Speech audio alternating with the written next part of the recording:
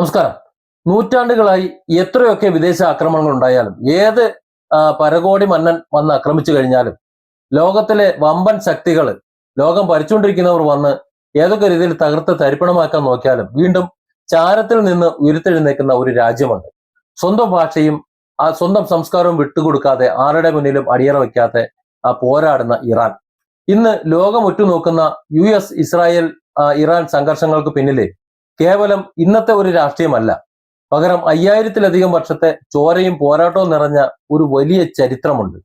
Babylon കീഴടക്കിയ Cyrus ചക്രവർത്തി മുതൽ ഇന്നത്തെ ഇസ്ലാമിക് റിപ്പബ്ലിക് വരെയുള്ള ഇറാന്റെ അവിശ്വസനീയമായ ആ ചരിത്രമാണ് ഈ വീഡിയോയിൽ. ഏകദേശം 6000 മുതൽ 7000 വരെ വർഷം പഴക്കമുള്ള ഒരു വലിയ പുരാതന നാഗരികതയാണ് ഇറാൻ. ഗ്രീക്കുകാർ, അറബികൾ, തുർക്കികൾ, മംഗോളിയന്മാർ, ഇങ്ങനെ ഒരുപാട് വിദേശ ആക്രമണങ്ങൾ ഇറാനിലേക്ക് ഉണ്ടായിട്ടുണ്ട്. പക്ഷെ എത്രയൊക്കെ ആക്രമണങ്ങൾ ഉണ്ടായാലും തങ്ങളുടെ ഭാഷയും തങ്ങളുടെ സംസ്കാരവും വിട്ടുകൊടുക്കാതെ അത് സംരക്ഷിച്ച് നിർത്തിപ്പോരുന്ന ഒരു ജനതയാണ് ഇറാൻ. ഇന്ന് നമ്മൾ കാണുന്ന ഇസ്രായേൽ ആക്രമണങ്ങളൊക്കെ, ഇറാനെ അടിച്ചുകൊണ്ടിരിക്കുന്ന ആക്രമണങ്ങളൊക്കെ ചരിത്രപരമായിട്ട് നോക്കുമ്പോൾ ഈ പ്രതിരോധത്തിന്റെ ഒരു തുടർച്ചയായിട്ടാണ് നമ്മൾ കാണേണ്ടത്. ഇപ്പോൾ ഉണ്ടായതല്ല, ഒരു തുടർച്ച തന്നെയാണത്. നമുക്കറിയാമല്ലോ, പേർഷ്യ എന്നാണ് ഇന്നത്തെ ഇറാനെ മുമ്പ് വിളിച്ചിരുന്നത്. നമ്മുടെയൊക്കെ ചെറുപ്പത്തിൽ അങ്ങനെയാണ് നമ്മൾ വിളിച്ചിരുന്നത്. BC 550കളിലാണ് ചക്രവർത്തിയായിട്ടുള്ള സൈറസ് മഹത്തായിട്ടുള്ള ഒരു പേർഷ്യൻ സാമ്രാജ്യം സ്ഥാപിക്കുന്നത്. പിന്നീട് അദ്ദേഹം ബാബിലോൺ കീഴടക്കിയപ്പോൾ അവിടുത്തെ ജനങ്ങളുടെ മതവിശ്വാസങ്ങളെയും ആചാരങ്ങളെയും ഒക്കെ വല്ലാതെ ബഹുമാനിച്ചിരുന്നു. ലോകത്തിലെ തന്നെ ആദ്യത്തെ മനുഷ്യാവകാശ രേഖയായി അറിയപ്പെടുന്ന സൈറസ് സിലിണ്ടർ പുറത്തിറക്കിയത് അദ്ദേഹമാണ്. ആ സൈറസിന് ശേഷം അധികാരത്തിൽ വന്നത് ഡാരിയസ് ഒന്നാമനാണ്. അദ്ദേഹം ഇത്രയും വലിയ ഒരു സാമ്രാജ്യത്തെ ഭരിക്കാനായി സത്രാപ്പുകൾ എന്ന പേരിൽ എന്താ പറയുക, കുറെ പ്രവിശ്യകളായി തിരിച്ചിട്ടായിരുന്നു. ഓരോ പ്രവിശ്യയിലും കാര്യങ്ങൾ നോക്കാൻ വേണ്ടി പ്രാദേശിക ഭരണാധികാരികളെ ചുമതലപ്പെടുത്തിയിരുന്നു. ഭരണ സൗകര്യത്തിനായിട്ട് റോയൽസ് റോഡ് എന്ന വലിയ ഒരു റോഡ് സംവിധാനവും ഒക്കെ എല്ലാവർക്കും ഉപയോഗിക്കാൻ പറ്റുന്ന ഒരു ഏകീകൃത നാണയവും ഒക്കെ അദ്ദേഹം ഉണ്ടാക്കിയിരുന്നു അക്കാലത്ത്. എലമേറ്റ് അക്കാഡിയൻ, പഴയ പേർഷ്യൻ ഭാഷകൾ എഴുതിയിരുന്ന പ്രശസ്തമായിട്ടുള്ള ബായിസൂൺ ലിഖിതങ്ങൾ, പിന്നെ ഡാരിയസിന്റെ കാലത്തുള്ളതാണ് ഇതൊക്കെ എന്ന് പറയുന്നത്. കെമൻഷാ എന്ന സ്ഥലത്തിനടുത്തുള്ള ബായിസൂൺ കൊടുമുടിയിലാണ് ഇന്നും ഇത് സ്ഥിതി ചെയ്യുന്നത്. നിലവിൽ ഇതൊരു യുനെസ്കോ ലോക പൈതൃക കേന്ദ്രമാണ്. എന്നാൽ BC 330-ൽ കാര്യങ്ങളെല്ലാം മാറിമറിഞ്ഞു. അലക്സാണ്ടർ ദി ഗ്രേറ്റ് അന്നത്തെ പേർഷ്യൻ ഭരണാധികാരി ആയിരുന്ന ഡാരിയസ് മൂന്നാമനെ യുദ്ധത്തിൽ തോൽപ്പിച്ചു. പേർഷ്യക്കാരുടെ അഭിമാനമായിരുന്ന പെർസെപ്പോളിസ് കൊട്ടാരം അദ്ദേഹം നശിപ്പിച്ച് തുമ്പ് തുരുമ്പാക്കി കളഞ്ഞു. അലക്സാണ്ടർക്ക് ശേഷം ഗ്രീക്ക് സ്വാധീനമുള്ള സെലൂസിഡ് സാമ്രാജ്യവും പിന്നീട് പാർത്യൻ സാമ്രാജ്യവും ഒക്കെ അവിടെ വന്നു. അവരൊക്കെ റോമാക്കാരുമായിട്ട് നിരന്തര യുദ്ധങ്ങളിൽ ഏർപ്പെടുകയും ചെയ്തിരുന്നു. AD 224-ൽ ആർദാഷീർ ഒന്നാമൻ സസാരീസ് സാമ്രാജ്യം സ്ഥാപിച്ചതോടെ പേർഷ്യയിൽ പുതിയൊരു അധ്യായം തുടങ്ങി. ഇതാണ് ഒരു ഷോർട്ട് സ്റ്റോറി. അവര് സോറോ ആസ്യൻ മതത്തെ രാജ്യത്തിന്റെ ഔദ്യോഗിക മതമാക്കുകയും ചെയ്തു. സാസാഡിസ് ഭരണാധികാരിയായ ഷാപ്പൂർ ഒന്നാമൻ റോമൻ ചക്രവർത്തി വലേറിയനെ പോലും യുദ്ധത്തിൽ തോൽപ്പിക്കുന്ന ഒരു കഥ പിന്നീട് കണ്ടു. ഖോസ്രോ ഒന്നാമനും ഈ കാലഘട്ടത്തിലെ വളരെ പ്രധാനപ്പെട്ട മറ്റൊരു ഭരണാധികാരിയായിരുന്നു. പിന്നീട് AD 636-ല് ഇസ്ലാമിക് ആക്രമണങ്ങൾ ആരംഭിച്ചു. രണ്ടാമത്തെ ഒരു ചരിത്രം അവിടെ വരികയാണ്. AD 636-ൽ നടന്നിട്ടുള്ള അൽ ഖദാസിയ യുദ്ധത്തില്, 642-ൽ നടന്നിട്ടുള്ള നവാഹാന്റെ യുദ്ധത്തില്, അതുപോലെ സാസാഡിനുകൾ തോറ്റു തുന്നമ്പാടുന്ന ഒരു കാഴ്ച അന്ന് കണ്ടു. ഇതോടെ ഇസ്ലാം മതം പേർഷ്യയിലുടനീളം വേഗത്തിൽ വ്യാപിക്കുന്ന ഒരു കാഴ്ചയും തൊട്ടു പിന്നാലെ കണ്ടു.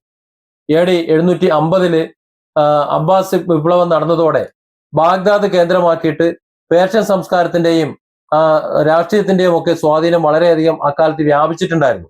ഈ ഒരു കാലത്താണ് പ്രശസ്ത കവി ഫിർദൌസി തന്റെ ഷാനാമ എന്ന ഒരു മഹാകാവ്യം എഴുതുന്നത്. ലോക പ്രശസ്തരായ ഇബ്നു സീന, അൽബിറൂണി തുടങ്ങിയ വലിയ പണ്ഡിതന്മാർ ജീവിച്ചിരുന്നതും ഏതാണ്ട് ഇതേ കാലത്ത് തന്നെയാണ്. 13-ാം നൂറ്റാണ്ടിൽ, അതായത് 1219-ല് ജംഗീസ് ഖാന്റെ നേതൃത്വത്തിൽ മംഗോളിയന്മാർ പേർഷ്യയെ ആക്രമിക്കുന്ന കഥ നമ്മൾ ചരിത്രത്തിൽ പഠിച്ചിട്ടുണ്ട്. അത് അവിടെ ഒരു വലിയ എന്താ പറയാ ഒരു നാശനഷ്ടങ്ങളുടെ ഒരു കൂമ്പാരമാണ് ഉണ്ടാക്കി വെച്ചത്. അതിനുശേഷം വന്നിട്ടുള്ള തിമൂറിന്റെ അക്രമവും വലിയ നാശം വിധിച്ചിട്ടുണ്ടായിരുന്നു. എങ്കിലും ഈ ഒരു പ്രതിസന്ധികൾക്കിടയിലും മിനിയേച്ചർ പെയിന്റിങ്, അതുപോലെ വാസ്തുവിദ്യ അഥവാ ആർക്കിടെക്ചർ, ഇതൊക്കെ പേർഷ്യക്കാരുടെ അന്നത്തെ എന്താ പറയാ ഒരു അഭിമാനമാണ്. അതൊക്കെ അന്ന് വലിയ രീതിയിൽ ആ കാലത്ത് വികസിച്ചും വന്നിരുന്നു. 1500-കളുടെ തുടക്കത്തില് സഫാവിഡ് സാമ്രാജ്യം അധികാരത്തിൽ വന്നു. 1501-ല് ഷാ ഇസ്മായിൽ ഷാ ഇസ്ലാമിനെ രാജ്യത്തെ ഔദ്യോഗിക മതമായിട്ട് പ്രഖ്യാപിച്ചു. പിന്നീട് വന്ന ഷാ അബ്ബാസ് ഒന്നാമന്റെ കാലത്ത് ഇസ്ഫഹാൻ നഗരം ലോകത്തിലെ തന്നെ ഏറ്റവും മനോഹരമായ തലസ്ഥാനങ്ങളൊന്നായി മാറുകയും ചെയ്തു. അതിനുശേഷം 1739 നാദിർ ഷാ ഡൽഹി ആക്രമിച്ചിട്ട് ഇന്ത്യയിൽ നിന്ന് പ്രസിദ്ധമായിട്ടുള്ള പീകോക്ക് ത്രോണ് അതുപോലെ കോഹിനൂർ വജ്രമൊക്കെ പേർഷ്യയിലേക്ക് കടത്തിക്കൊണ്ടു പോകുന്ന സാഹചര്യം ഉണ്ടായി. 19-ാം നൂറ്റാണ്ടിലും 20-ാം നൂറ്റാണ്ടിലും റഷ്യയും ബ്രിട്ടനും ഒക്കെ പേർഷ്യയിൽ കൊളോണിയൽ സ്വാധീനം ചെലുത്താൻ വേണ്ടി ഇന്നത്തെ പോലെ അന്ന് ശ്രമിച്ചിരുന്നു. അതിനെതിരെ ജനങ്ങൾ അതിശക്തമായി പ്രതികരിക്കുകയും ചെയ്തിരുന്നു. ഇന്ന് മുസ്തഫ ഖൊമൈനിയുടെ കാലത്ത് അമേരിക്കക്കെതിരെ ജനങ്ങൾ ഒന്നായി തിരിയുന്നത് പോലെ ജനങ്ങൾ പല പങ്കായിരുന്നു. പക്ഷെ രാജ്യത്തിനൊരു അക്രമം ഉണ്ടായ സമയത്ത് അവർ ഒരുമിച്ചു. അതുപോലെ അന്ന് സംഭവിച്ചു. 1906 പേർഷ്യയിൽ ഒരു ഭരണഘടനാ വിപ്ലവം നടക്കുകയും അതിലൂടെ മജ്ലിസ് അഥവാ ഒരു പാർലമെന്റ് നിലവിൽ വരികയും ചെയ്തു. അങ്ങനെയാണ് പേർഷ്യ ഒരു ഭരണഘടനാപരമായിട്ടുള്ള ഒരു രാജഭരണത്തിലേക്ക് മാറുന്നത്. 1951 പ്രധാനമന്ത്രിയായിരുന്ന മുഹമ്മദ് മൊസാദേഖ് ഇറാനിലെ എണ്ണ വ്യവസായത്തെ ദേശീയവൽക്കരിക്കുകയും ചെയ്തു. പക്ഷെ ഇത് പാശ്ചാത്യ ശക്തികൾക്ക് ഇന്നത്തെ പോലെ അന്നും ഇഷ്ടപ്പെട്ടില്ല. കാര്യം ഇറാന്റെ എണ്ണ ഇറാൻ കൊണ്ടു നടക്കുന്നത് ഇന്ന് മാത്രമല്ല അന്നും ആർക്കും പറ്റില്ലായിരുന്നു. അതുകൊണ്ട് ഇതൊരു പുതിയ വാർത്തയൊന്നും അല്ല.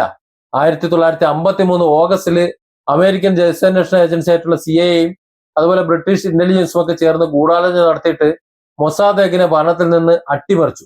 അങ്ങനെ മുഹമ്മദ് റസാ ഷാ പഹ്ലവി ഇറാന്റെ ഭരണം ഏറ്റെടുക്കുകയും ചെയ്തു. അദ്ദേഹം സാവക് എന്ന പേരിൽ ഒരു ക്രൂരമായ ഒരു രഹസ്യ പോലീസ് സംഘടന ഉണ്ടാക്കി. മുമ്പ് പല കേസുകളിലും ഇതുപോലെ ആഫ്രിക്കൻ രാജ്യങ്ങളും മറ്റു പല കാര്യം നമ്മൾ കണ്ടിട്ടുണ്ട്. അതിവിടെ അവർ നടപ്പിലാക്കി. അതിക്രൂരമായ ഒരു രഹസ്യ പോലീസിനെ അവരുണ്ടാക്കി. ജനങ്ങളുടെ എല്ലാവിധ എതിർപ്പുകളെയും അടിച്ചമർത്തി ഇല്ലാതാക്കി തമർത്ത് കളഞ്ഞു. ഇപ്പോ ഡൽഹിയില് പാറ്റ വിപ്ലവത്തെ എന്താണ് പറയുന്നത്, അവരുടെ കുട്ടികളുടെ ആവശ്യം എന്താണെന്ന് ചിന്തിക്കാതെ അടിച്ചു നിരത്തി തല പൊട്ടിച്ച് അവരെ ഇല്ലാതാക്കാൻ പേടിപ്പിച്ച് ഓടിക്കാൻ നോക്കിയ പണി അന്നും നടന്നിരുന്നു. 1970-കളുടെ അവസാനത്തോടെ ഷായുടെ ഭരണത്തിനെതിരെ രാജ്യത്തുടനീളം വലിയ പ്രതിഷേധങ്ങൾ പൊട്ടിപ്പുറപ്പെട്ടു. ഷിയ പുരോഹിതനായ ആയത്തുള്ള റൂഹുല്ല ഖൊമൈനി ഈ പ്രക്ഷോഭങ്ങൾക്ക് നേതൃത്വം നൽകുകയും ചെയ്തു.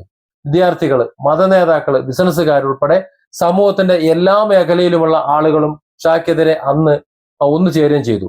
അങ്ങനെ 1978 സെപ്റ്റംബറിൽ നടന്നിട്ടുള്ള ബ്ലാക്ക് ഫ്രൈഡേ എന്ന് വിളിക്കുന്ന കറുത്ത വെള്ളിയാഴ്ച, ആ വെള്ളിയാഴ്ചയിൽ ഷായുടെ സൈന്യം 100 കണക്കിന് പ്രതിഷേധക്കാരെ വെടിവെച്ചങ്ങോട്ട് കൊന്നു. പക്ഷെ ജനരോഷം അടങ്ങിയില്ല. അവരൊക്കെ നിന്നങ്ങോട്ട് കൊണ്ടു.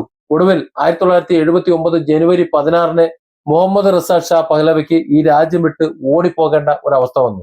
അതോടെ പഹ്ലവി രാജവംശം അവിടെ തീർന്നു, പൂർണ്ണമായും തകർന്ന് തരിപ്പണമായി. ഇറാൻ ഒരു ഇസ്ലാമിക് റിപ്പബ്ലിക്കായി മാറുകയും ചെയ്തു. ചുരുക്കത്തിൽ പറഞ്ഞാൽ ഇറാന്റെ ചരിത്രം എന്നത് അവരുടെ സംസ്കാരത്തെയും അവരുടെ സ്വത്വത്തെയും സംരക്ഷിക്കാനും വിദേശ ശക്തികളുടെ ഇടപെടലുകൾക്കെതിരെ പോരാടാനുമുള്ള അവരുടെ ഒരു നിരന്തരമായ ശ്രമങ്ങളുടെ കഥയാണ്. ഇപ്പോൾ നടക്കുന്ന സംഭവങ്ങളൊക്കെ ഇതിനു മുമ്പ് നടന്നിട്ടുണ്ട്, പല അർത്ഥത്തിൽ നടന്നിട്ടുണ്ട്. അതൊക്കെ കൊണ്ട് തന്നെയാണ് അവരെല്ലാം പ്രതീക്ഷിച്ച് കാത്തിരിക്കുന്നതും ഏത് സമയം ഒരു അടി പ്രതീക്ഷിച്ചിരിക്കുന്നതും. അതുകൊണ്ട് തന്നെ അവർ തോൽപ്പിക്കാൻ കഴിയത്തുമില്ല. എത്രയൊക്കെ ആക്രമണങ്ങളും പ്രതിസന്ധികളും നേരിട്ടാലും വീണ്ടും ശക്തമായി തിരികെ വരുന്ന ഒരു ജനതയുടെ കഥയാണത്. പുരാതന സാമ്രാജ്യങ്ങളും യുദ്ധങ്ങളും മതമാറ്റങ്ങളും ആധുനിക വിപ്ലവങ്ങളും US ബ്രിട്ടൻ ഇടപെടലുകളും എല്ലാം കടന്നാണ് ഇറാൻ ഇന്നത്തെ ഈ അവസ്ഥയിൽ എത്തി നിൽക്കുന്നത് എന്ന് ഇന്ന് ഇറാനെയും അല്ലെങ്കിൽ ഇറാന്റെ ഭരണകൂടത്തെയൊക്കെ ഇല്ലാതാക്കി അവിടുത്തെ എണ്ണയും അവിടുത്തെ സമ്പത്തും ഒക്കെ കൊള്ളയടിച്ച് ആ രാജ്യത്തെ തങ്ങളുടെ അധീനതയിലാക്കാൻ നോക്കുന്ന അമേരിക്കയും അതിന് കൂടപിടിക്കുന്ന ഇസ്രായേലും ഒക്കെ ഓർക്കുന്നത് നല്ലതാണ്. ഇറാനെ ഒരു കാരണവശാലും ഈ ലോകത്തിന് ആർക്കും കീഴ്പ്പെടുത്താൻ കഴിയില്ല എന്ന് പറയുന്നതിന്റെ കാരണവും ഇതാണ്. Different angles. Don't forget to subscribe and support this channel.